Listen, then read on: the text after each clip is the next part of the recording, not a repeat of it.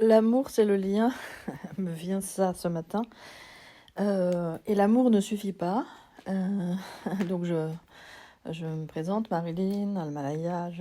Je vous accompagne sur quoi finalement alchimiser l'ombre et la lumière, incarner votre divin bienessence dans la matière, donc c'est-à-dire dans l'abondance, et cheminer dans une forme d'abondance et de fluidité pour votre joie, votre prospérité. Alors, sur le thème du couple, de l'union sacrée, c'est le thème proposé en février, après celui de janvier, mais dont il y a une session 2 là, qui était sur justement les clés de manifestation, selon justement notre divine essence. Tout ça se rejoint en fait, parce que quand je parle d'union sacrée, ça parle évidemment d'alchimiser les polarités du masculin et du féminin. Donc plutôt d'être en combat, en lutte contre, c'est vraiment unir, se donner la main finalement, et marcher main dans la main. Alors donc l'amour ne suffit pas, parce que tout ça, ça se nourrit, ça se construit dans le quotidien, et comment quelque chose justement va s'unir là où il y a séparation finalement. On est deux êtres entiers, deux êtres différents, on a beau être un couple. Alors là je m'adresse aux couples qui sont déjà manifestés, mais à ceux qui voudraient manifester un couple qui soit une autre forme de couple, plus justement en alliance et en résonance avec notre être, plutôt qu'avec tous les modèles préexistants qui sont en fait issus du patriarcat, donc du masculin, du féminin perverti d'une certaine façon, ou toxique dans les relations.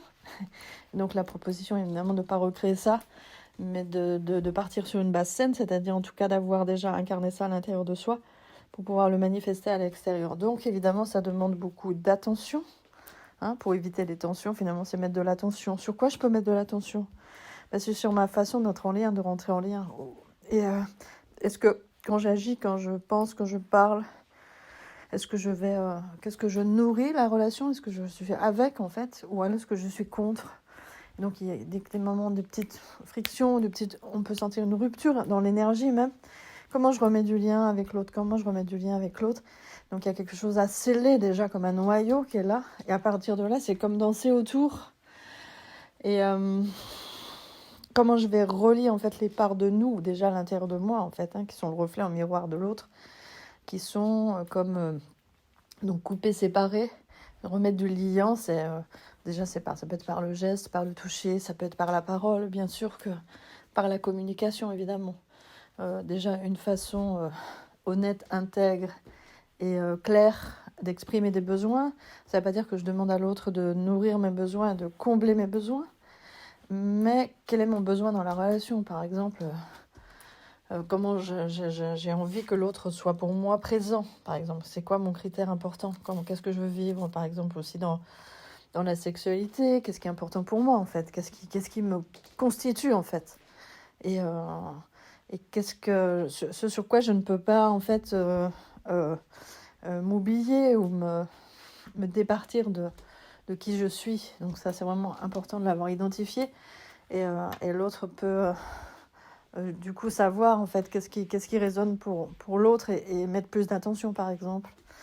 Donc le lien, ça va être vraiment la communication, la façon dont on se parle, les mots qu'on utilise. Ça demande beaucoup de conscience, parce qu'à notre insu, dans les mots, dans le langage et même dans le non verbalisé, il y a beaucoup de choses qui traduisent notre intériorité. Et si vous êtes dans une forme de sensibilité particulière, vous allez le capter. Et ça peut créer même comme des dissonances dans la relation. Donc, comment déjà en moi tout s'harmonise, je mets de l'attention dans mon intérieur, et comment j'entre d'une façon harmonieuse avec l'autre. Alors, attention, harmonie, c'est souvent ce qui se passe dans la dépendance affective ou les relations toxiques, où les personnes veulent absolument être en harmonie, quitte à sacrifier tous leurs besoins et oublier toutes leurs limites. Non, c'est pas du tout l'invitation. C'est pas du tout ça. C'est au contraire, finalement, j'ai bien identifié mes besoins et mes limites, et comment je peux les exprimer en conscience et avec simplicité. Et plus c'est simple, finalement, plus ça fonctionne. Plus il y a l'évidence. Alors, il n'y a pas besoin de tout formuler, mais il y a des choses qu'il faut formuler, parce que on a toujours cette petite fausse idée que l'autre sait ce que je veux, qui je suis, etc. Non. C'est comme son mode d'emploi à donner. Donner, c'est ce qui résonne pour soi, ce qui est important. Alors ça, c'est dans la relation, mais aussi dans la communication. Et enfin, qu'est-ce que j'attends de la relation? Qu'est-ce que j'attends de l'autre? Qu'est-ce que j'ai envie de nourrir dans une relation? Qu'est-ce que je veux nourrir dans ma vie, de façon plus ample d'ailleurs? Et qu'est-ce qui n'est pas nourri actuellement, justement? Qu'est-ce qui pourrait l'être mieux? Comment je peux me sentir mieux aimée et aimer mieux, finalement, c'est ça. Donc dire, c'est important parce que l'autre ne peut pas deviner ce qui habite mon âme, finalement. Et mon intériorité. Comment je vais l'inscrire dans la matière, c'est l'inscrire dans le lien. Le lien qui n'est pas attachement, le lien qui est soutien, le lien qui est liberté, en fait. La liberté d'être soi, de soutenir l'autre. Un des critères importants dans la relation, c'est de soutenir l'autre dans ses rêves et de se sentir soutenu dans ses rêves. L'autre n'est pas... doit pas s'effacer pour soi, disparaître, faire disparaître ses ambitions, ses rêves. C'est quelque chose à danser ensemble, évidemment, en termes de compatibilité. Comptabilité, non, c'est pas quand je compte, je te donne ça, tu me donnes ça, ce genre de troc, de relations toxiques. J'attends qu'on me donne des preuves extérieures, alors que l'amour est toujours dedans. L'amour est toujours à l'intérieur de soi et va comme s'enflammer avec l'autre. Mais l'amour est déjà dedans. J'attends pas que l'autre vienne nourrir ça en moi. L'amour est en moi. Moi, je me sens comme une très grande amoureuse, en fait. C'est-à-dire que l'amour, c'est l'art de communier avec tout. Comment je suis reliée au tout, au grand tout, quand je m'en suis reliée à la nature, comment je me relie aux autres. Donc, il n'y a pas qu'un seul amour. L'amour est déjà quelque chose d'universel. Et l'amour, même s'il se décline de façon très différente finalement dans la matière, pour moi l'amour c'est donc de se sentir relié. Et donc je peux être en amour avec tout, avec plein de choses, avec ce que je fais, avec la nature, avec d'autres personnes. Ça ne veut pas dire que je vais être polyamoureux d'une certaine façon.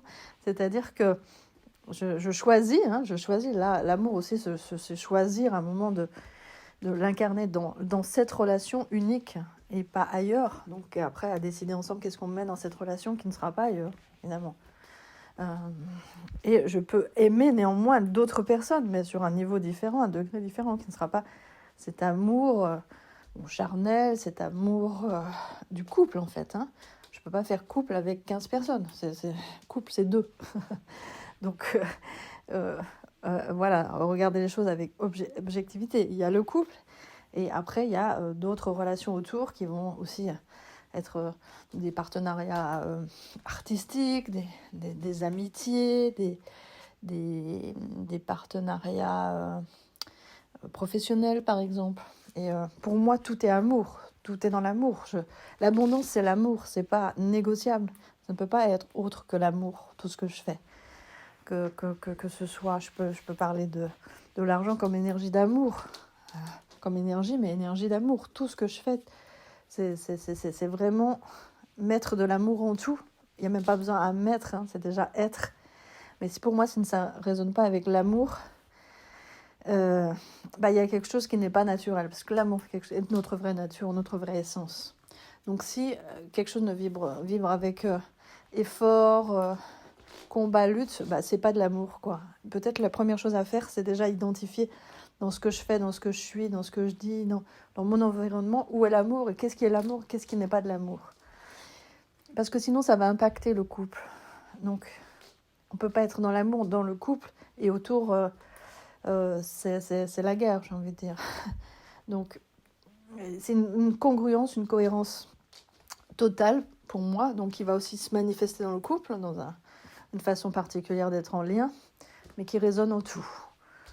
Voilà ce que je peux vous partager ce jour sur cette union sacrée, qui est bien sûr une union sacrée en soi en premier.